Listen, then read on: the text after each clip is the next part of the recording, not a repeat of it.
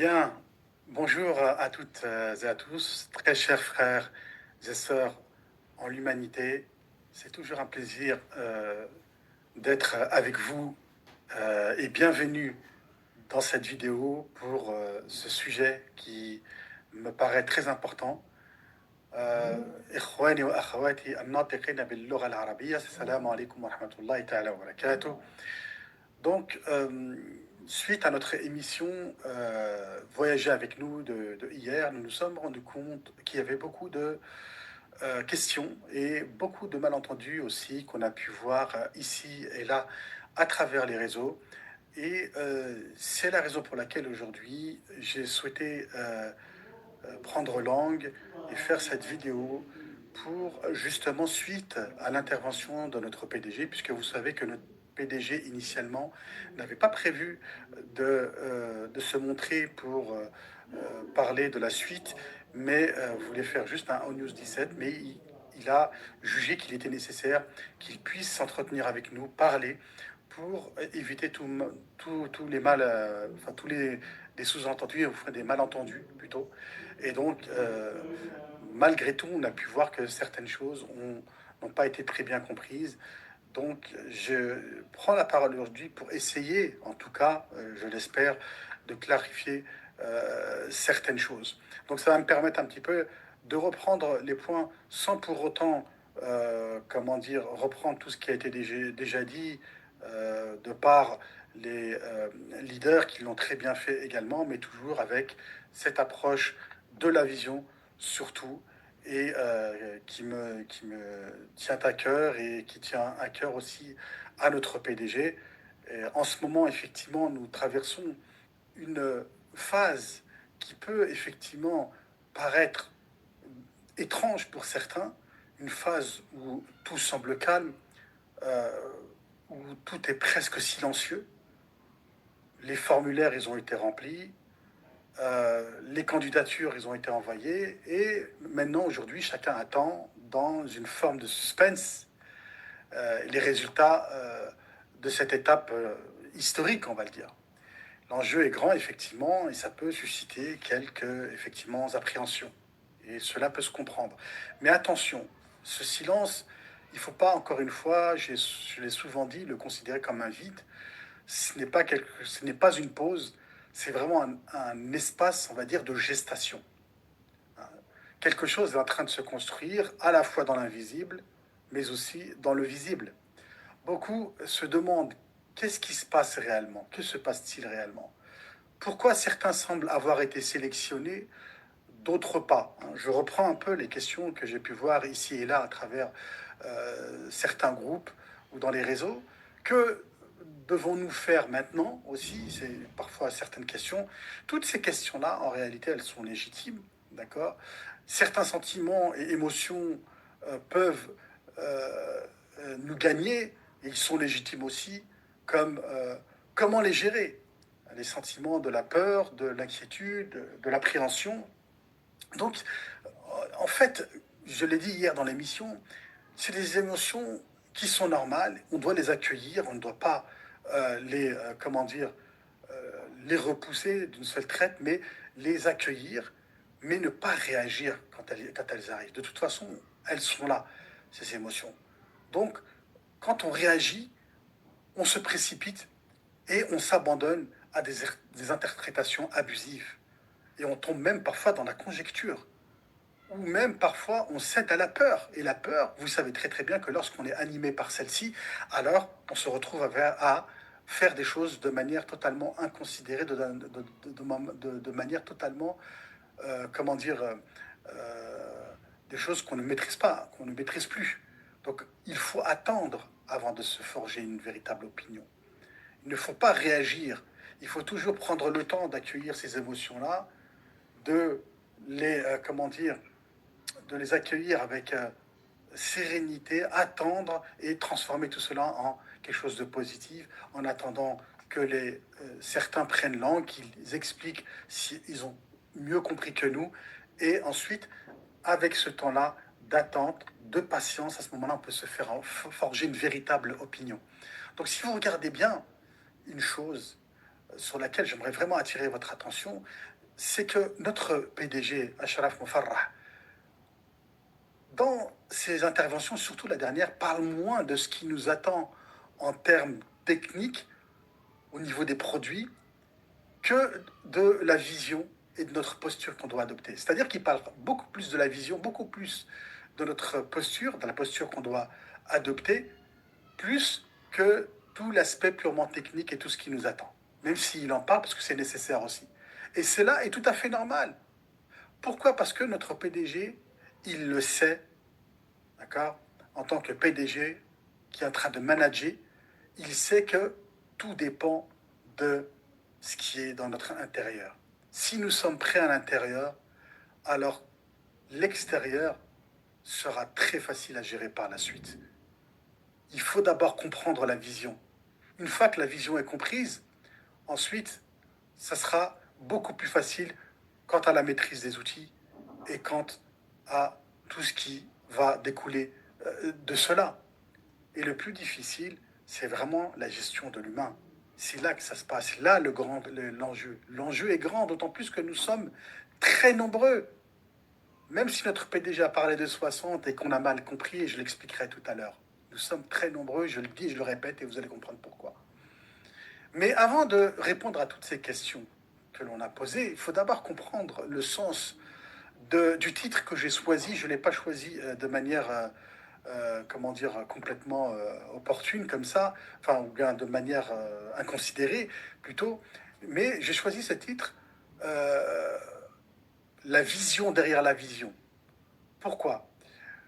J'ai choisi ce titre euh, pas comme une idée qui est inspirante, mais vraiment parce qu'il désigne le regard que l'on doit apprendre à poser au-dessus, au-delà de ce que l'on voit physiquement.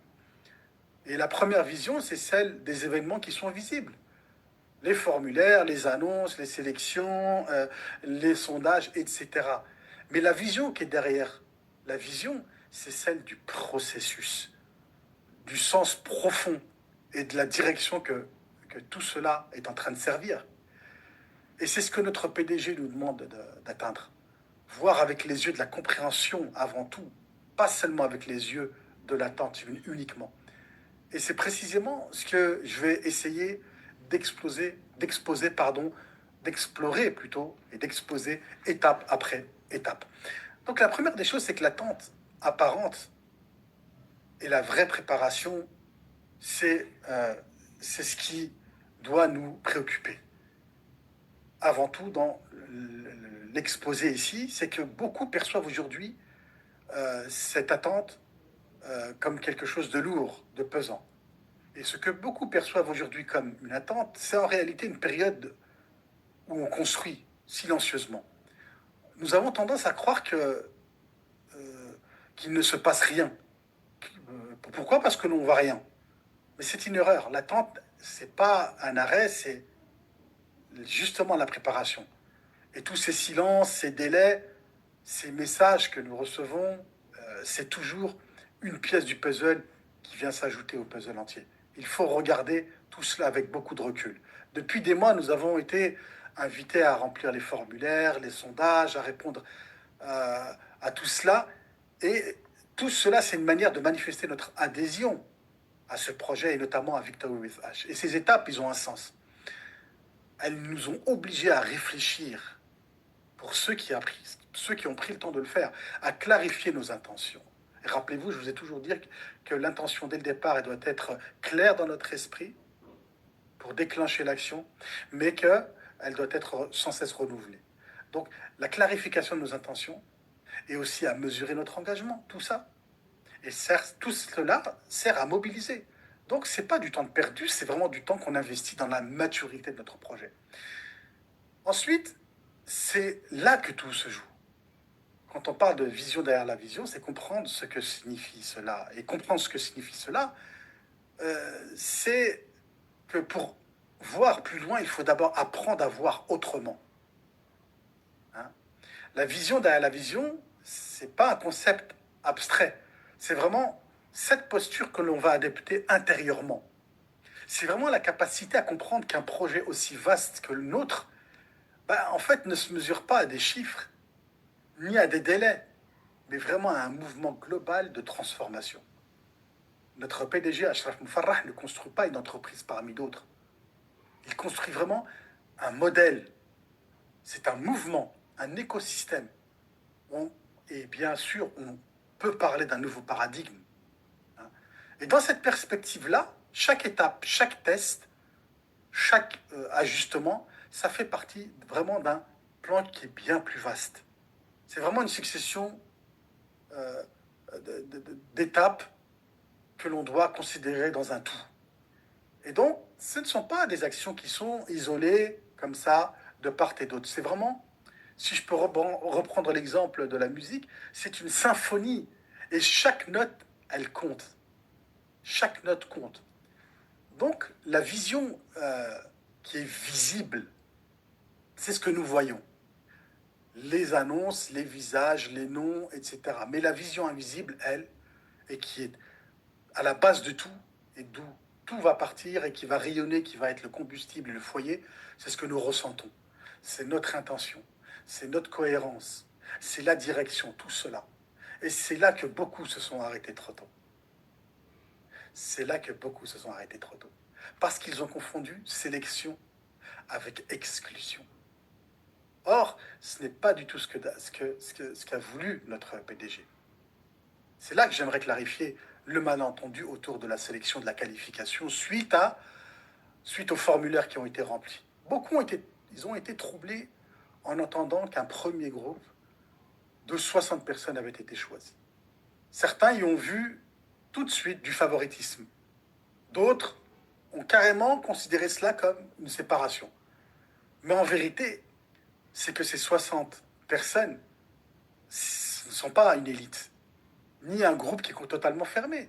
Justement, ils constituent une base opérationnelle, un premier cercle de tests, bien sûr choisi selon des critères. Ça, je n'en disconviens pas. Je n'en disconviens pas. Pourquoi? Parce que effectivement, il y a eu un formulaire, ils sont choisis selon des critères, et c'est normal. Il faut bien qu'ils aient certains critères au départ. Ce groupe n'est pas définitif et il ne représente pas une reconnaissance supérieure ou un statut spécial. Il s'agit vraiment d'un premier ensemble de participants qui sont mobilisés pour aider au démarrage technique et organisationnel du pont. C'est ça le but. Ils sont là pour emboîter le pas, ils sont là pour amorcer la mise en œuvre technique et stratégique du pont Victory with H.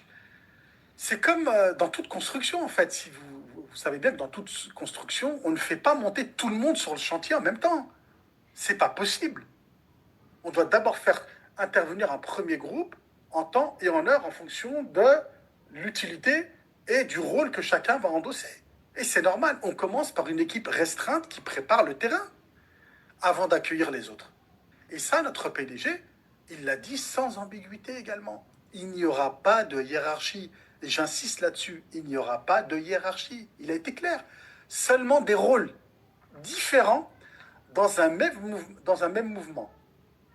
D'accord? C'est seulement la différence, c'est le moment où on va arriver. Mais il n'y a pas de hiérarchie. Ceux qui ne sont pas encore appelés à cette première étape, ça peut être moi, ça peut être n'importe qui, ils ne sont pas mis de côté. Ils sont simplement en phase de maturation. Leur moment va venir, selon leur disponibilité, leur engagement et leur niveau de préparation. Et cette compréhension, vraiment, elle doit rétablir la paix dans nos cœurs. C'est très important, hein. Il n'y a pas d'exclus. Il y a seulement des rythmes différents uniquement dans une même symphonie. Et j'insiste, puisque j'ai pu voir dans les réseaux ici et là beaucoup d'interprétations abusives. On est même tombé dans des conjectures et on fait dire à notre PDG ce qu'il ne nous a pas dit. Et effectivement, il faut faire très attention à cela. Ensuite, et c'est justement parce que tout le monde est concerné que la préparation devient une nécessité pour tous. La préparation, on en a tellement parlé hier dans notre émission, hein. Je vous enjoins d'aller regarder la vidéo comment dire, de notre émission hier que l'on a fait, dont le titre est, l'art de la préparation maîtrisée avant de posséder. Nous avons vraiment développé ce sujet-là. Notre PDG nous a rappelé que les outils à venir seront à la fois puissants et simples d'usage. Ils seront adaptés à tous les niveaux, mais cette simplicité, elle ne dispense pas de se préparer. Elle exige vraiment de la curiosité, de la rigueur, de la volonté d'apprendre. Oui, il faut un minimum de maîtrise de ces outils-là. D'accord? L'aspect technique compte encore une fois. Celui qui se prépare dès maintenant se positionne déjà dans le mouvement. Et par contre, celui qui attend d'être sûr ou choisi risque de rater le départ. Attention à cela. Donc la véritable action, c'est vraiment d'apprendre avant de posséder. Pourquoi? Parce que la maîtrise précède toujours la réussite. Ça, on l'a dit. Hein.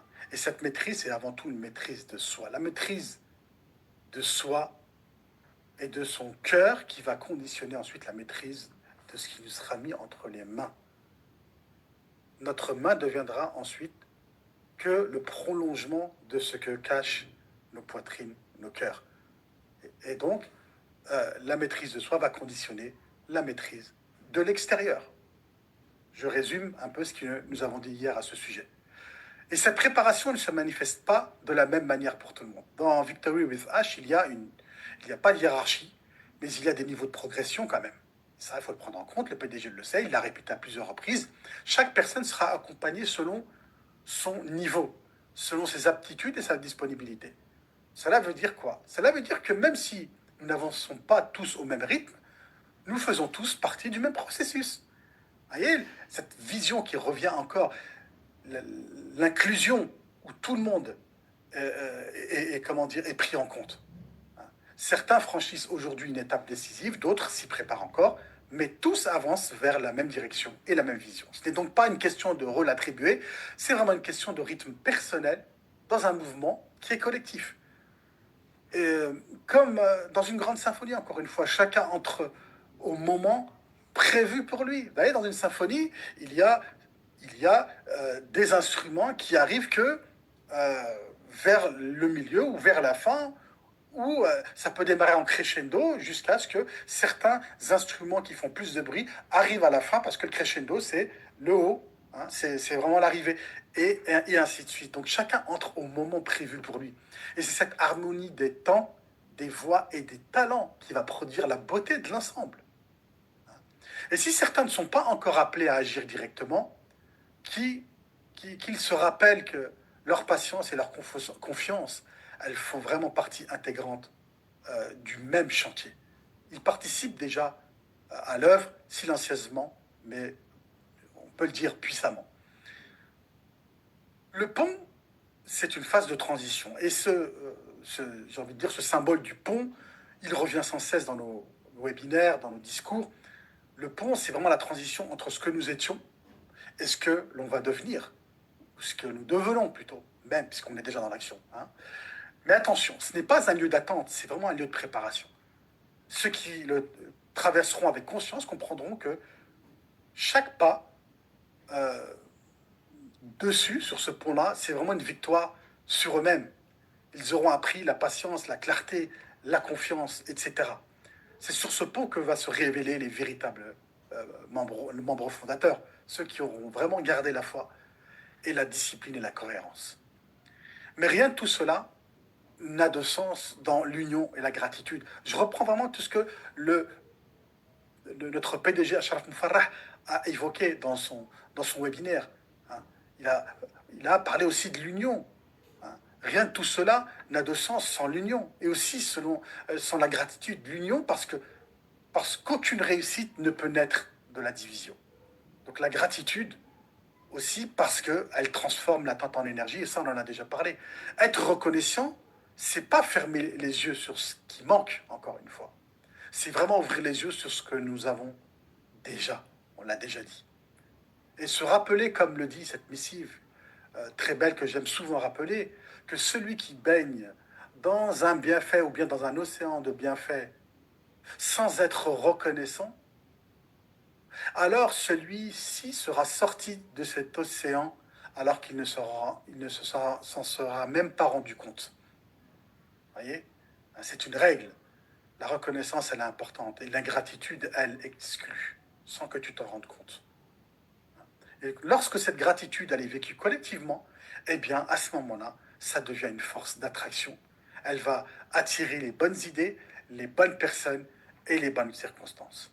En conclusion, donc, euh, nous devons voir avec les yeux de la vision. C'est ce que nous devons retenir, surtout de ce webinaire. Revenons à la question posée en introduction. Sommes-nous vraiment prêts à posséder ce qui nous attend? La réponse, elle est simple, nous le sommes à la mesure de notre préparation.